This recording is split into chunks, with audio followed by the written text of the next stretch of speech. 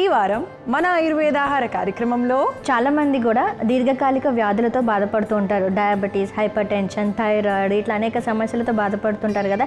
వాళ్ళు ఆ డిజీజెస్ని కంట్రోల్లో ఉంచుకోవడానికి ప్రయత్నిస్తూ వాళ్ళ రోగనిరోధక శక్తి తగ్గిపోతూ ఉంటుందన్నమాట. సో వారందరూ కూడా బలంగా ఉండడానికి, సో ఆ డిజీజెస్ అన్నీ కూడా కంట్రోల్లో ఉండడానికి ఒక మంచి ఔషధం లాంటి రెసిపీని మనం తయారు చేసుకోబోతున్నాం.